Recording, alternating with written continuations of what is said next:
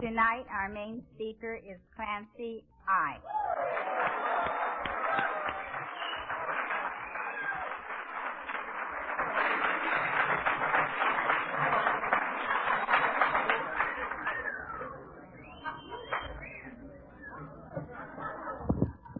My name is Clancy Immisland, and I'm an alcoholic. I'm very glad to be here tonight, safe and sane and sober. Enjoyed the participation. I was thinking of, I know Frank Jones quite well, and he's had a run of bad luck. First good thing he's heard this week was that a prisoner was shot at Tehachapi today. First time the good guys won all week, as far as he knows.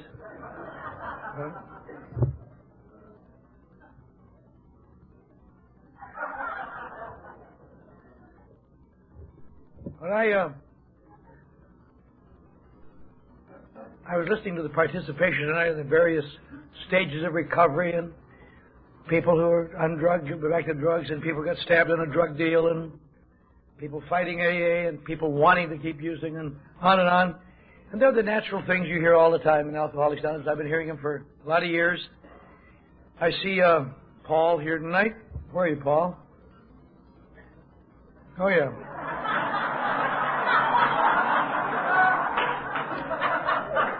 Not you, dummy. Not you, Paul. The other Paul, the last time I saw him was we were having breakfast in Christchurch, New Zealand, and I'm glad he made it back. The folks down there wanted to keep him. Tim was saying tonight that he was wondering why he was so missed. I'll tell you why, Tim. It's from our book. All of us seek lower companions, and when one doesn't show up, we miss him.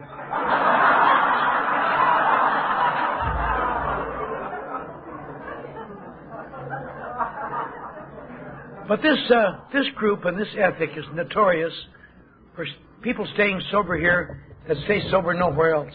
They stay sober a lot of places in the world. There are people who are staying sober who've never heard of the Pacific Group or anything about it. But this group is rather famous in a limited way for people come here to stay sober when they don't stay sober anywhere else. We get people sent to us from other states and other cities. There are several people in this room who have been sent here to go out to Los Angeles and go to that group. And some of them have come through the mission where they just sat and or lay and look at the ceiling for a few months while they got it together.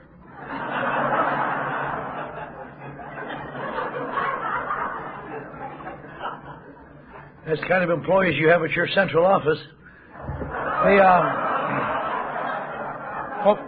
didn't see you, Harvey. I'm sorry. But you wonder, and it's an amazing thing because I had a great deal of trouble staying sober too. And I was a high-bottom drunk when I first came to AA, a very young high-bottom drunk. Then for years I was a medium-bottom drunk, up and down. And finally I was a low-bottom drunk on Skid Row with my front teeth kicked out and my clothes and everything I had gone. And at the end of all those years, I was no closer to being sober, staying sober, than I was at my first meeting. Because there was a certain thing that was not present, and that was there was no identification. And these steps, which they kept talking about, really had no application to my life. I drank, and I was in hospitals, and sometimes I drank successfully. That's one of the peculiar things about alcoholics, is that sometimes you get away with it.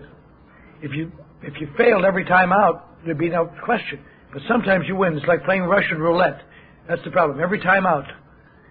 And when you're young, you get a lot of empty clicks. As you get older, the shells keep filling up those chambers. And pretty soon you're just looking for an empty click after a boom, boom, boom. There was an empty click in there just a couple of years ago.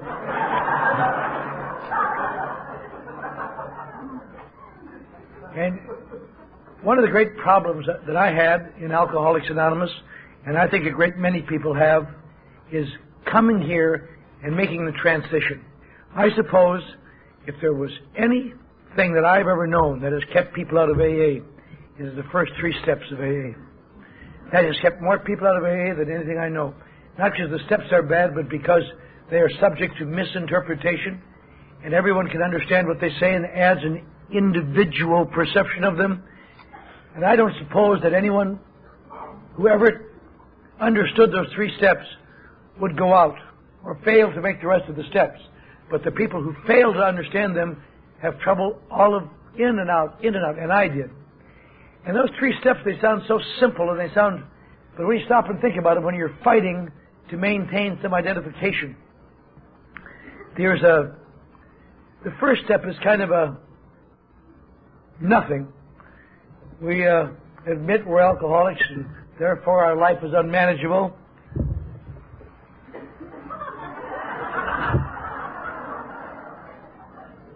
I didn't let it rain on the yard. I don't care what happens now.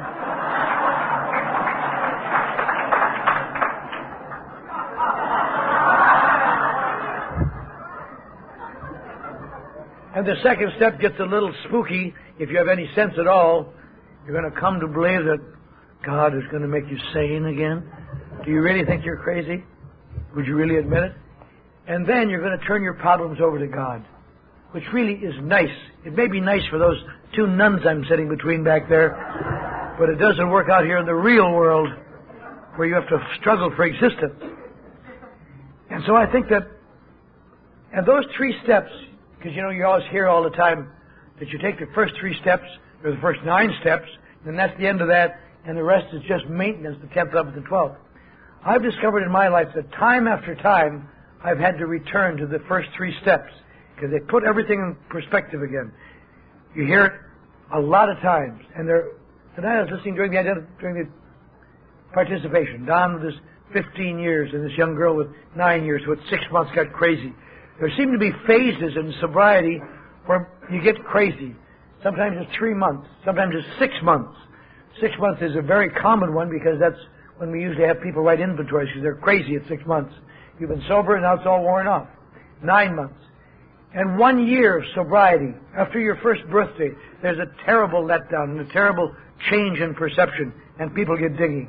And there's a great change right after the 5th birthday.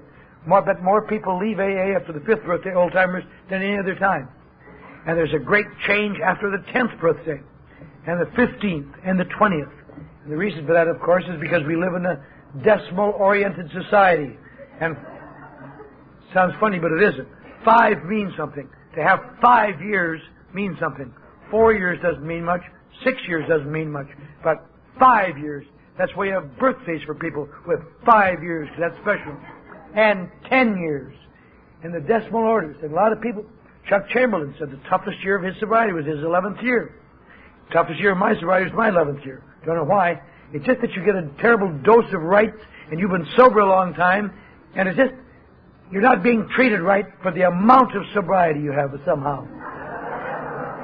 And it's funny, except it drives people crazy and kills them. You can get crazy other times.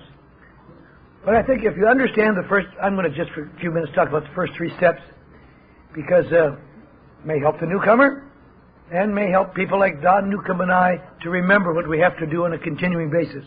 Because AA is as much for the old-timer as it is for the newcomer. The first step seemed like a simple step. We admitted we were powerless over alcohol, and therefore our lives had become unmanageable. And it doesn't say that at all. Everybody thinks what it says, but it doesn't say that. Entirely different. It says, we admitted we were powerless over alcohol. Now most people conceive that to mean we admitted we were drunk all the time, or we could never handle alcohol, or we drank incessantly, or we lost everything. It doesn't mean that at all. What it means, you have to admit, when you're new, is that for some reason that you can't understand, you are no longer able to control your behavior when you drink. You can control it sometimes, but you can't control it other times. So that all intents and purposes is powerless. As you stay sober longer, and you stay around AA, you understand why you are powerless. Because the physical aspect of alcoholism is that alcohol has a special effect on 6% of the people who drink. And it always has throughout history. They talk about alcoholics in Egypt, they talk about alcoholics in the Bible, they talk about alcoholics in ancient Greece. The other day we were looking at some books in my garage that shows a picture of a doctor addressing a group of French alcoholics in 1903. And there's a bunch of guys in vertical boxes, just the faces there. That's because they couldn't let them out. They thought they were insane. But that's the way. But no one understands why do they get this way. Why?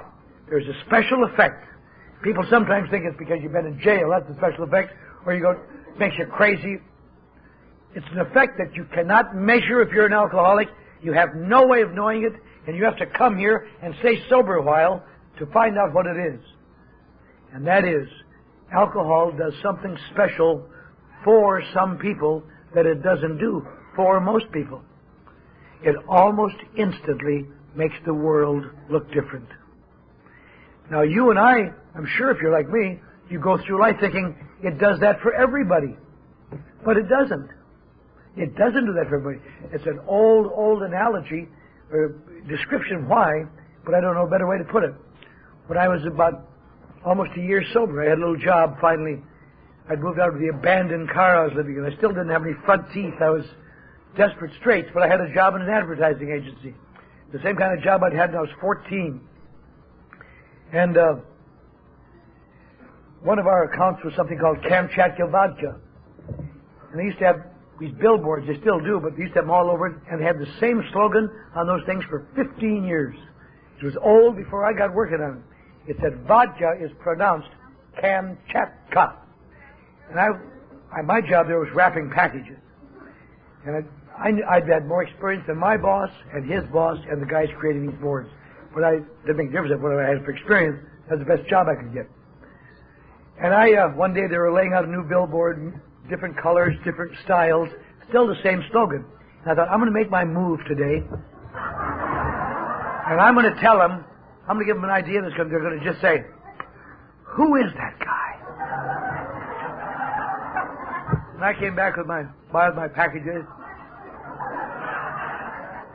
I said, say, I know it's not my job, but I got an idea for you. How about Kamchatka vodka goes boom, better than all vodkas everywhere? I looked at these guys, they looked at me, same look I've been getting all my life. Just this one guy said, you know, you got a smart mouth. Everybody at this agency is getting a little tired of your smart mouth. The other guy said, if you don't like the way we're setting up these ads, why don't you go work somewhere else? Give someone else the benefit of your experience. And you know, there's nothing in the world for sensitive, insecure people than public humiliation. There is nothing worse. If you had a gun, you could kill him. I really would have killed somebody if I had a gun. But and they were just sneered at me. And I had a very intimidating sponsor.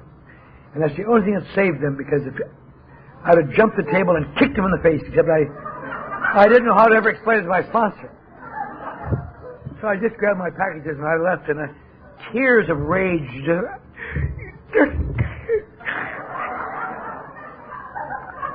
And that, I was going to run away, but I didn't. And that I rubbed to my sponsor at a meeting. Bob! Shut up! For Christ's sake, if you can't be a man, act like one.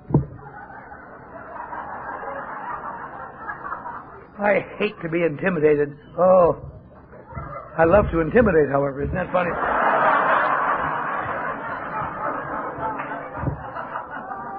He said, now, what the hell is it now? I said, Bob, I told this whole story. You know, they publicly humiliate me. I don't care. They use the damn slogan, but they treat me like a piece of crap, Bob. They're just putting me down. They don't care what I say. They're just putting me down. He said, listen. I've been telling you this for a year now. Can't you get through your head? When he got upset, he'd wave his finger under my nose, and it's the only time I ever really missed my front teeth.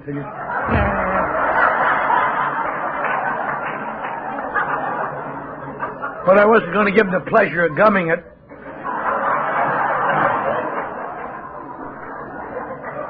He said, listen, they're not putting you down. Can't you get this through your head?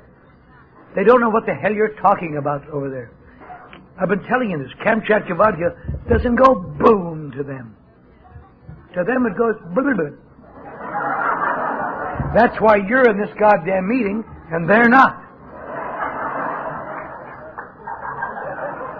I could have told you that. But you might think about that sometime. That's what makes me alcoholic. Something has to go boom.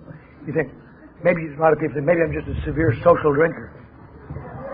Would you want to be a social drinker? Would anybody here, could you have stood to be a social drinker? Go through life Have your back to the wall, hounds of fate ripping at your throat. Take a drink. Oh, God, I can't. Never go.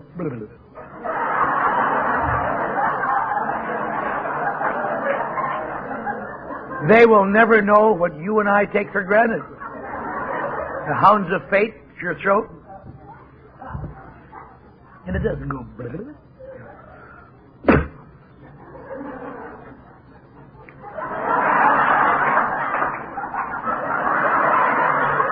Bring on your goddamn hound, Mrs. Baskerville. Yeah. But if it does that for you, it has one bad thing about it. It, in a sense, stops your emotional growth. Most people have to work through emotional pain and find solutions. When you have yourself a way to rid yourself of emotional pain, you need never find solutions. That's why they say it's really not exactly true, but it's true enough that your emotional growth stops when alcohol begins working for you. That's why gray-haired people can sober up and find themselves with the emotions of 16-year-olds. Because in a residual sense, there's a certain thing. All you have to admit in the first half of the first step is that I've lost my power to control my drinking. That's all it means. As my sponsor told me many times, just take the black parts of the page. Don't interpret them. Just do what it says. You got to admit you have a problem with drinking. Now, you wouldn't be here if you didn't have that problem. If you didn't admit that problem. You might not think you're a real alcoholic, but nothing in the first step says you have to admit you're a real alcoholic. Nothing in the first step says you have to understand the nature of your illness. It says you have to admit that you're having a problem with your drinking. And therefore my life is unmanageable? Not at all. As the guy told me one time, he said, you're supposed to be a big hotshot writer, kid. Don't you ever read? We admitted we were powerless over alcohol. Dash. Not therefore. And dash in the English language means end of thought, beginning of new thought. I have to admit that I'm powerless over alcohol, and also that my sober life is unmanageable. Now, it is not because I'm drunk sometimes. If it was because I was drunk sometimes, I wouldn't get drunk. That's the other end of this negative thing. When you're new, all you have to admit is, my life is screwed up. If you stay here a while, you understand why, but it won't make any difference. Once you admit it's screwed up, you know all you need to know. Because all you have to find out that if alcohol works for you, it little by little destroys your ability to cope with sustained reality. The curse of the disease of alcoholism is not that you can't stop drinking, that you can't get off booze, that you can't take vows, with or without a solemn oath, that you can't do all the things in chapter 3. The curse of alcoholism is you will discover sooner or later that stopping drinking has no significant effect on your life except to gradually make it so painful that you can't stand it. And one day you must find relief. And for people like you and me, we get a special relief that no one else gets. And our friends wonder why we drink, and we wonder why they don't. But all you got to admit in the first step, don't make it a big deal. You and I are here. If either one of those two characteristics weren't true, we wouldn't be here. If my life was okay when I didn't drink, I wouldn't go to AA. Or if I could drink successfully, I wouldn't go to AA. But if neither one of them are here, you have to do something. Or join the vast majority, the 95% of people who keep trying to control it till they die from it. It's a very small group of people who stay sober in AA. Not because AA doesn't work, but because a great many people come here and get sober and wonder why they don't feel good and think AA doesn't work. And another group starts to feel good and think they no longer need it. And a vast majority of people never come to AA at all because their perception of themselves does not seem to be, they're not alcoholics. Because their problems are real and they happen when they're sober. So, big deal the first step. I got to admit that I can't drink successfully, and of myself I cannot stay sober successfully, especially when I'm drinking intermittently. That's all. Nothing debatable in that step. Nothing to debate about. If those characteristics weren't with you, you would not be sitting here. The only thing you can debate is whether or not you drank as much as you think someone else did, or whether you did as many crazy things as someone else did. That has nothing to do with it. That podium flash. All it boils down to is, can I drink, and can I stand as I stay sober by myself? Apparently not. Now, you get a little spooky in that second step, because you got to return to God. If you are like me, I had a very, very strong religious education. I was raised in a very, very strict religion. And I, at an early age, knew I was a sinner, and it wasn't long before I knew I was ready to go to hell. And by the time I was grown up, I was convinced I was going to go to hell, if that God existed. So, like some people, many alcoholics do it, I did it, I became an agnostic and hopefully an atheist. Because if God doesn't exist, He won't punish you. And I could sit around in my drinking days with other pseudo-intellectual pukes on porches and give, if God exists, let Him strike me dead.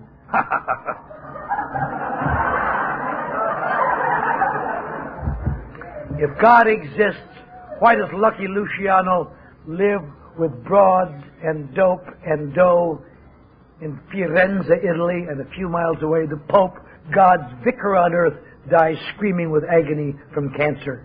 Is that how God rewards His people?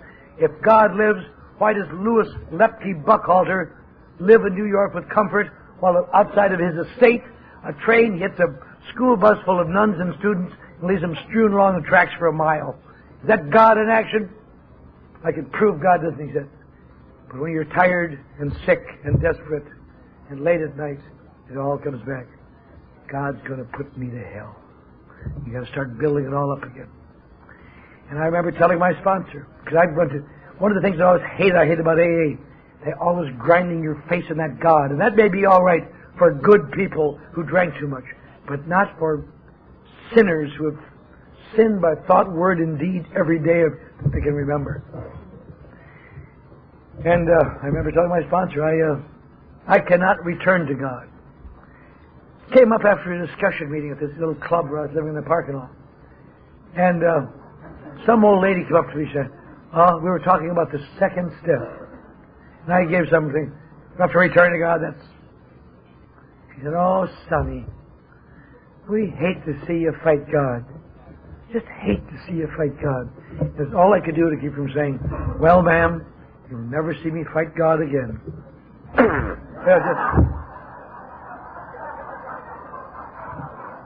Now you can hear me fight God for a while. And my sponsor got on me about that. I said, I cannot return to God. And he had to point out to me. And I've been around 8, 9 years by this time, and I've read the book, and I met Bill Wilson and done all sorts of things. And he said, nothing in AA ever says you return to anything. Get that out of your mind. You never return to anything. There's only one sentence in the book that talks about returning. It says, perhaps some people want to return to normal living. But you wouldn't want to do that either. What's that supposed to mean? I didn't actually say it, but I thought it at him. He said, you got to come to believe in something. Everything is new. You got to start changing your perception. You got to come to believe in something. You got to come to believe in a power greater than yourself. Oh, really? Well, I bet that really fools a lot of people. You don't have to worry about God, just the power greater than yourself. Isn't that cute? You know, that fools a lot of people. He says, don't you believe in God? No. He says, you believe in AA? No. He says, you think I'm doing better than you are? I guess you are. He says, congratulations, I'm your new higher power. And he became my higher power. A lot of people said to me, you can't have a human being for your higher power. People at Shaw's meet, always the back row meetings, and all know everything except how to take care of themselves. But I'll tell you something. I would rather see any newcomer believe in his sponsor as a higher power than to pretend to believe in a God you don't believe in. Because sometimes you can look good at the podium and say, "To God, this wonderful program, I no longer drink it. It's wonderful." But it's 2 o'clock in the morning. If you've been shucking them, you're all alone and you're screwed, I'll tell you. Because the walls come in and there you are. You better believe in something. You got to come to believe in something. If your sponsor, great to have it. I've always believed that God speaks to people through sponsors. That's what sponsors are for. And if you follow, it is my experience, if you follow bad advice from your sponsor but follow it with a good intention, you'll be all right. You'll stay sober much better than debating each piece of information you get. That's what will kill you. But I had the sponsor that saved my life. I did things that he told me to do, that he intimidated me into doing, that now I would not have people do. And I don't know if they were good things. But I believed in him and I did them. And I survived. And he didn't do them, and he died drunk after many years of sobriety. So it tells you something. Came to believe in the power of God myself, but then it gets a little screwy. Going to do what? Restore me to sanity. What the hell does that mean? Living in perpetual serenity? You know, sometimes if you're new, you think old-timers get real serenity. I'll tell you, I think maybe you could get it. But I've never met anyone in AA who could stand serenity more than 2 days. It's just the end of 2 days of serenity, that's good. Your offhand just instinctively starts stirring this. Look what attacked me. I think we need a little action, too, from time to time. Non-lethal action, hopefully. But what is sanity? You can read 6 books on the mind, and you will get 6 different definitions of sanity. Sanity is absolutely impossible to specifically define, but oddly enough, you can define insanity, but you can't define sanity. Insanity, you just went through a series of introspections or brain damage. We're not talking about brain damage, we're talking about emotional insanity, psychosis. When your brain, under sufficient conflict, will, in a last gasp effort, attempt to make things all right, make reality look different than it is in order to reduce the conflict. And, you know, that's what happens. You think about psychosis. Psychosis is things like paranoia. I don't like things, but I know why they're this way, because they're all against me and trying to kill me.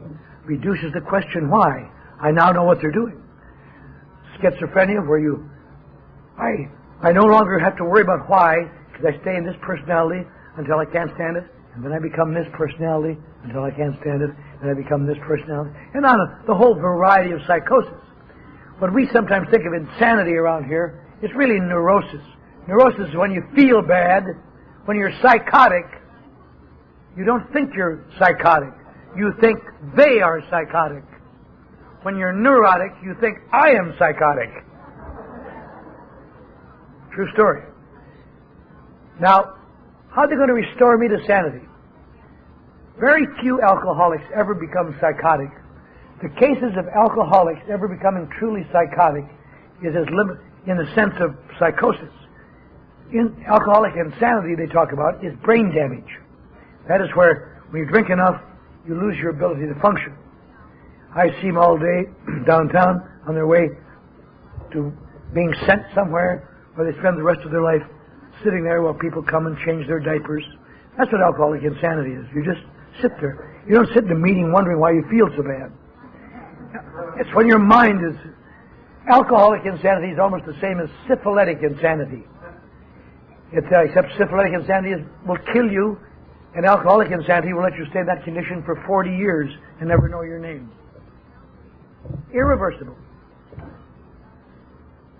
Insanity, psychosis, is when reality has had to be changed in order to become bearable to my mind. What is the effect? Why don't alcoholics become psychotic? The case of alcoholics becoming psychotic are scarce as hen teeth. Why? Because when it gets bad enough, long enough, although they don't know it, they can induce temporary psychosis.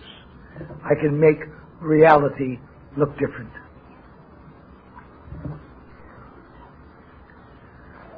Very few people can do that. Heroin, people take heroin for that purpose, but they can't sustain it because there's very long you're on heroin that you're ODing, you're taking too much. Cocaine gets you way up, and they talk about cocaine, but that gets you paranoid after a while and holes in your nose and crazy. It's a triple upper. But alcohol, just as long as it continues to work, keeps you in the middle with a changed perception.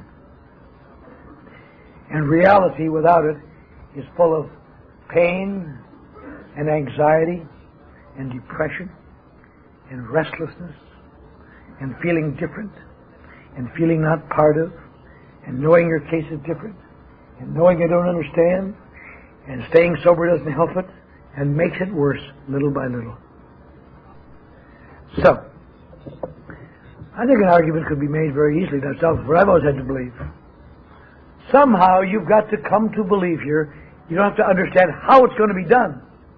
You don't even have to try this. You have to make a hypothesis like a scientist. I'm going to come to believe that somehow, some power greater than myself, that I don't even know what it is, maybe my sponsor and his friends, or maybe AA somehow, or maybe God, if I can believe in that, but something. I've got to come to believe that something will change my life sufficiently enough so I will not have to induce psychosis to stand it. I have to come to believe that a power greater than myself will restore me to sanity. That's all it means. A lot of people have trouble with that. They say, how is it going to be done? You don't have to worry now about how it's going to be done. You just have to remember that it will happen, because it's happened to 1.5 million people who are so similar to you that you someday will never believe it. I was down in, Paul, remember I was speaking at a meeting in New Zealand, and there were some young guys there, and they're all feeling real different. And I told them something, and they laughed. I don't think they ever did understand it, but it's true. I told them I'd never seen them before, never heard of them, but I knew more about them than I knew about my children. And I know more about any alcoholic in this room than I know about my children. Not on a superficial level, but on a deeper level. Because all you have to wonder about you, you just have to look at me and be around here long enough to identify what's the universal things. My children, I know a lot about them. I know there's externals, but I don't know their internals really. No parent does. But I know your internals. Don't know your externals, but I know your internals. Funny thing. What you got to do then? I can't drink, and I can't stay sober. There is no agency known to mankind that will reverse my ability to change my perception of while drinking. How could I become a non-alcoholic? I cannot. There's an old corny cliche, and it sounds so cute it almost makes you want to puke, but it's true. It is, for an alcoholic to return to a social drinker is like a pickle trying to get back to be a cucumber. Once you've crossed the pickled line, that's the end of it. Now, nothing debatable there. You can't drink, you can't stay sober. You got to somehow have some hope that there's something here that'll help you stay sober. And if you didn't have that hope, you wouldn't be here. Your brain may fight you, saying what it is that let's leave, or I'm not sure this is the answer. The fact that you're here is the evidence that at least for the moment you have that belief or are looking for it. Now, to turn your problem over to God, to turn your life over to God, that is just too difficult. Because that doesn't work. It may work for a little while, but I'll tell you something. You will notice early on that when you get crazy, God's will gets crazy. It's a funny coincidence. I remember God telling me to quit my job once and punch a guy on the way out. Thy will be done, Father. Later on, I wasn't so sure that was God's will. God made a G just the same way I did. What do you turn your will in life over? There's all sorts of things. That old corny cliche, I remember years ago, I got about $100 in hot checks out. I told a group in my slipping days, and they're going to garnish my wages if I don't make those checks good by Monday. What'll I do? So they said, well, son, try this. Turn those bad checks over to your higher power and see what happens. Okay. And I did. And my higher power turned them over to Sheriff Peter Pitches. Yeah. When I was new, I just wanted to puke sitting in meetings and hearing people get up and say, I was 3 months behind in my rent. And I took it to my higher power in prayer. And the next day, an insurance check found me and just covered those 3 months' rent. And I knew the program worked. I got evicted myself. One of the classic stories of all time I remember listening to. A guy in a meeting a long time ago said, I was in a club car on this train, having a drink, and it's almost a voice said, return to your car. And I did. And shortly thereafter, the club car derailed, and 7 people in there were killed. And I knew that God was teaching me, will you stop that? If you leave your shoes on, you wouldn't sneeze all the time. He said, God was teaching me a significant lesson. And I thought to myself, that isn't the impression I get. Isn't that a bit much? God killed 7 people, so you will learn that in a few years you should go to AA. What is God teaching those poor bastards in the bar car? Now, if you don't mind dying, you'll go to AA someday because of this.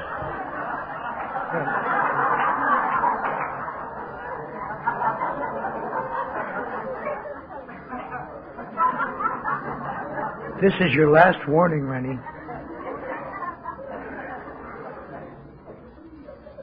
Incidentally, Tim, I just want to put this in here now. I was thinking about it earlier. Tim was mentioning driving down the freeway, thinking about himself, seeking himself.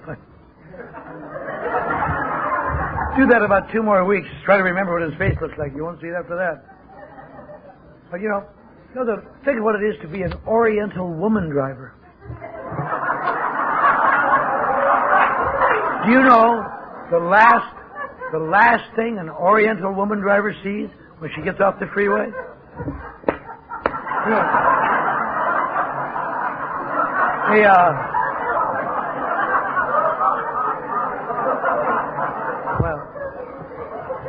Well, let's get back to the spiritual side of this program.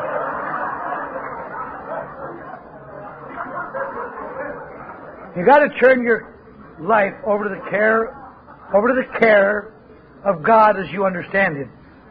Now, I think since that's the third step, you have to assume that whatever higher power you accepted in the second step is God as you understood Him in the third step. So what you're saying is, I can't stay drunk. I can't stay sober. Maybe there's some power here that will restore me to being able to live in sobriety, although I can't conceive what it'll do, how it can do it. And third, I will try to do what they say. If your higher power is a sponsor, I will do what my sponsor says. If my higher power is AA and my sponsor, I will do what they say. If my higher power is God, that's great. But be very careful. Check out his messages with your sponsor.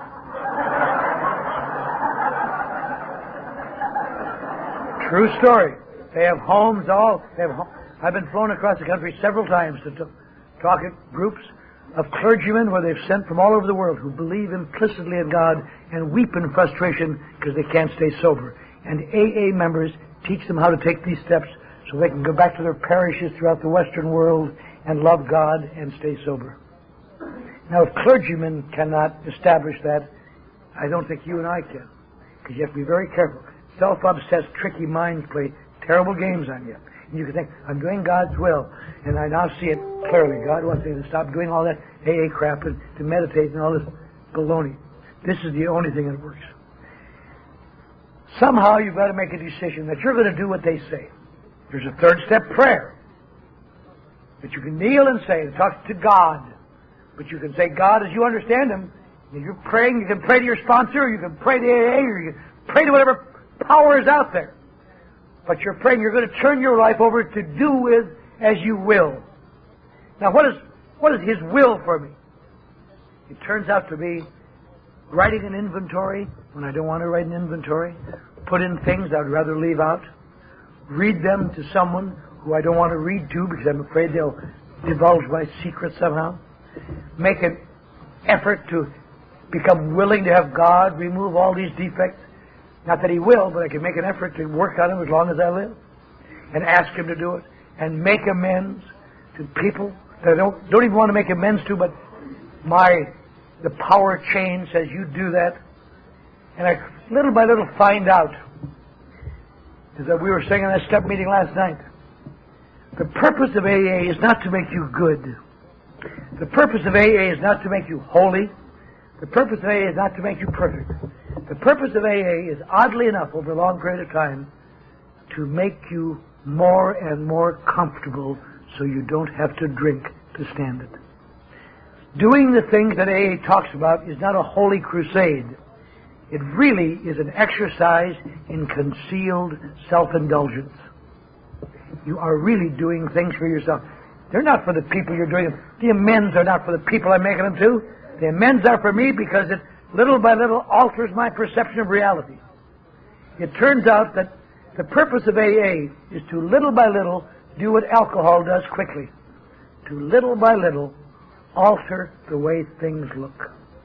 The same facts look differently. To alter, I remember thinking, I was sober 3 years before I could conceive to order a gravestone for my son's grave that had died many years before, but I'd been in jail when he died, and I could never bear to think about his death. When I was sober a while, I went to Wisconsin, got my dad, got my father-in-law, we went down, didn't feel happy, but we didn't feel terribly sad, put on a nice gravestone, felt requited, and went away. Something I swore I'd never do. Now, what are the steps? Where's the steps that you'll be able to put gravestone on your son's grave? It doesn't say that. But things will look different. But also, no matter how hard you work to that, my father-in-law, we went down, didn't feel happy, but we didn't feel terribly sad, put on a nice gravestone, felt requited, and went away. Something I swore I'd never do. Now, what are the steps? Where's the steps that you'll be able to put a rise above human being? And as you go along in life, all sorts of forces work on you. And your mind would like to have you tell you, you shouldn't have to do this anymore. You've been sober X years, or X months, or 5 years. You should have more respect. Or 10 years, people aren't treating you right. Or 20 years. All of these decimal things. Or you get mad at people and think, I'm not getting my... I've been very successful. As most of you know, I work at a mission now, but I've been successful in radio and television in this town. And I've been successful in advertising agencies and corporations. I've become quite successful. And that's all you need. A healthy family and successful and everything's fine. But always inside of me is that alcoholic seeking an easier, softer way down deep if I let it go unattended. And every so often I have to, and Don Newcomb has to, and everybody else has to. When things just get out of whack and people are acting crazy and I'm not getting my rights and God damn it, I want things to be different. I got to stop and think, hey, what are the important facts I have to know? I cannot drink. And I of myself cannot stay sober. And now sobriety is getting out of whack. I have to, again, remember that there's a power greater than me that will enable me to live more comfortably, even though my rights would tell me I shouldn't have to do those things anymore. And what I better do is do those things, not explain why at my level of achievement I no longer have to do them. Those 3 steps are just like a trampoline. As you go through life, things get screwy, take a bounce off them. And all of a sudden, it all gets simple again. I don't have to worry about that promotion or what that woman said to me or whether or not my check is right or how dare they do that to me. All I have to remember is when I keep things simple, I am living more comfortably, probably, than 99 9/10% of alcoholics in the world. That's a pretty good shot. I'm lucky to be in a group that is activity and action-oriented. And we do actions here. And that's why this group keeps people sober than other groups, where they say, do what you think is right for you, makes them die. Because doing what I think is too variable. I have to have a structure. In a few months, if I remember these things, it'll be 30 years since I had a drink. And the best psychiatrist, one of the best psychiatrists in America, told me that no matter what I would do in my life, I would always have to have some form of medication because of the intensity of my emotions. And I've had a medication in my body for 29 years and a half. Now, you can debate whether or not what I'm saying is true, or you can debate, does AA really work? But you can't debate the fact that I'm standing here 29 and a half years sober. And I was on the edge of psychosis, suicidal, crazy, lost, afraid, God-hating, non-alcoholic, just badly, badly broken inside, I felt. And today I walk with some degree of dignity and play little games. God, here I'm 60 years old playing little games all day today. And I thought that would never be. I was too old to do that when I was 30. And now I figure I got 15 years the way the others are playing.